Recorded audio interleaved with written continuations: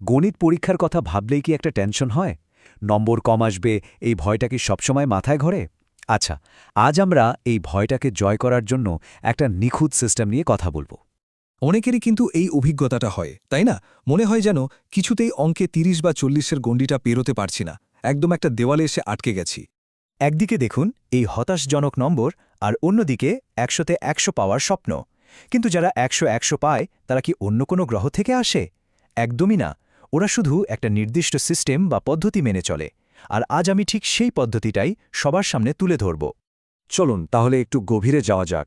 সবার আগে এটা বুঝতে হবে যে বেশিরভাগ ছাত্রছাত্রী গণিতে কেন এত সমস্যায় পড়ে।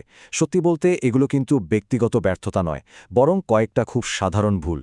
মূলত ৩টে বড় ভুলের জন্যই কিন্তু বেশিরভাগ ছাত্রছাত্রী অঙ্কে পিছিয়ে পড়ে। প্রথম ভুল, ফর্মুলা না বুঝে শুধু মুখস্থ করা। দ্বিতীয়টা হলো যথেষ্ট প্র্যাকটিস না করা। আর ৩ নম্বর, যেটা সবচেয়ে মারাত্মক, সেটা হলো পরীক্ষার হলে গিয়ে প্যানিক করা। একটা কথা মনে রাখতে হবে, গণিত কিন্তু ইতিহাস নয় যে শুধু মুখস্থ করলেই হবে।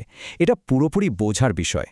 কিন্তু ভালো খবরটা হলো, এই সব সমস্যা সমাধানের জন্য একটা স্পষ্ট আর খুব কার্যকরী পদ্ধতি আছে। এই ৫ ধাপের সিস্টেমটা যদি ঠিকমতো অনুসরণ করা যায়, তাহলে সেরা নম্বর পাওয়াটা কিন্তু মোটেই কঠিন না।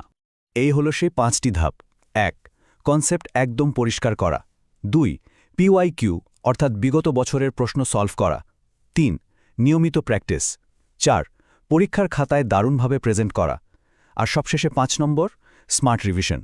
চলুন এবার প্রত্যেকটা ধাপ নিয়ে বিস্তারিতভাবে কথা বলা যাক। প্রথম এবং সবচেয়ে গুরুত্বপূর্ণ ধাপ হল ভিতটাকে মজবুত করা, মানে কনসেপ্ট ক্লিয়ার করা। যদি ভিতটাই দুর্বল থাকে তাহলে অঙ্ক কোনোদিনই সহজ মনে হবে না। এটাই কিন্তু সাফল্যের প্রথম চাবিকাঠি। আর এর জন্য শুরু করতে হবে নিজের পাঠ্য বইটা দিয়ে। বইয়ের প্রত্যেকটা উদাহরণ নিজের হাতে সমাধান করতে হবে। যতক্ষণ না বিষয়টা জলের মতো পরিষ্কার হচ্ছে, ততক্ষণ প্রত্যেকটা উদাহরণ ২ থেকে ৩ বার করে যেতে হবে। এবার আসি দ্বিতীয় ধাপে, অর্থাৎ বিগত বছরের প্রশ্ন বা পিওয়াইকিউ। সত্যি বলতে এটা হলো প্রত্যেক টপারের গোপন অস্ত্র। এর গুরুত্বটা কিন্তু অনেক। গত ৫ থেকে ১০ বছরের প্রশ্নপত্র যদি একটু ঘেঁটে দেখা যায়, তাহলে বোঝা যাবে যে একই ধরনের প্রশ্ন, একই কনসেপ্ট কিন্তু বারবার ফিরে আসে। পরীক্ষার আসল প্যাটার্ন বোঝার জন্য এর থেকে ভালো উপায় আর কিছু হতেই পারে না। ৩ নম্বর ধাপটা খুবই সহজ, কিন্তু এটাই আসল খেলা। গণিত হলো অনুশীলনের খেলা। স্পিড আর অ্যাকুরেসি দুটোই বাড়ানোর একটাই উপায়, নিয়মিত প্র্যাকটিস। নিজেকে একটা ছোট টার্গেট দেওয়া যাক। প্রতিদিন মাত্র ২০টা অঙ্ক।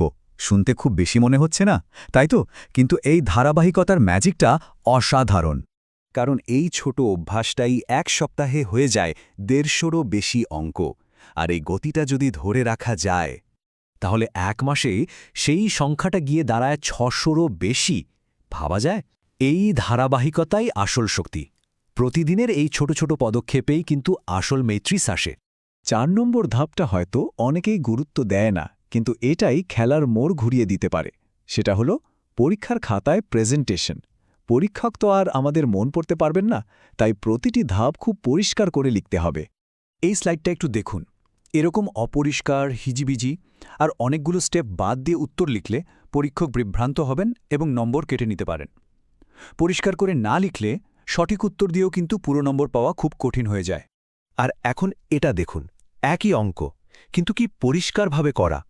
প্রত্যেকটা ধাপ দেখানো হয়েছে, প্রয়োজনীয় ফর্মুলা লেখা হয়েছে এবং ফাইনাল উত্তরটা একটা বাক্সের মধ্যে রাখা হয়েছে। এভাবে লিখলে পরীক্ষকের খাতা দেখতেও সুবিধা হয় আর পুরো নম্বর পাওয়ার সম্ভাবনা অনেক বেড়ে যায়। এবার আসি আমাদের ৫ নম্বর ধাপে, স্মার্ট রিভিশন। পরীক্ষার ঠিক আগের ৭ দিনকে বলা হয় গোল্ডেন টাইম। এই সময়টাকে খুব কৌশল করে ব্যবহার করতে হবে। শেষ সপ্তাহের প্ল্যানটা হবে এরকম: প্রথম ৩ দিন যে চ্যাপ্টারগুলো এখনও দুর্বল লাগছে সেগুলোর উপর ফোকাস করতে হবে। পরের ৩ দিন ঘড়ি ধরে মক টেস্ট বা প্র্যাকটিস পেপার সলভ করতে হবে। আর পরীক্ষার আগে ২৪ ঘন্টা একদম হালকা পড়াশোনা, আর সবচেয়ে জরুরি হলো একটা ভালো ঘুম। আমরা তো পুরো সিস্টেমটা জেনে নিলাম, কিন্তু এই সবকিছুর নিচে একটা ভিত আছে যেটা সবচেয়ে জরুরি। আর সেই বাধাটা কিন্তু কোনো বই বা চ্যাপ্টারে নেই, সেটা থাকে আমাদের নিজেদের মনের ভেতরে। চলুন এবার সেই মানসিক খেলাটা জেতার কথা বলি। আমাদের সবচেয়ে বড় ভুল হলো এই ভাবনাটা, আমার দ্বারা এটা হবে না। গণিত নিজে থেকে কঠিন নয়, আমরা ভয় পাই বলেই বিষয়টাকে অনেক বেশি কঠিন মনে হয়। এই নেগেটিভ চিন্তাভাবনাটাই কিন্তু আমাদের আসল শত্রু। তাহলে এতক্ষণের পুরো আলোচনার সারমর্ম কি দাঁড়ালো? 100তে 100 পাওয়ার সেই ফাইনাল ফর্মুলাটা কি? চলুন একবারে দেখে নেওয়া যাক। এই হলো সেই মাস্টার ইকুয়েশন। পরিষ্কার ধারণা, তার সাথে নিয়মিত অনুশীলন, তার সাথে পিওয়াইকিউ, তার সাথে সুন্দর প্রেজেন্টেশন, আর এই সব কিছুর সাথে যোগ করতে হবে সবচেয়ে জরুরি জিনিসটা, একটা শান্ত মন। এই সব কিছুর যোগফলই হল 100-এ 100। যে কেউ যদি এই ব্লুপ্রিন্টটা মেনে চলে, তাকে কেউ আটকাতে পারবে না। পুরো ব্লুপ্রিন্টটা এখন চোখের সামনে। তাহলে আর অপেক্ষাটা কিসের? নিজেকে আর মাঝারি মানের ছাত্র বা ছাত্রী ভাবার কোনো কারণ নেই।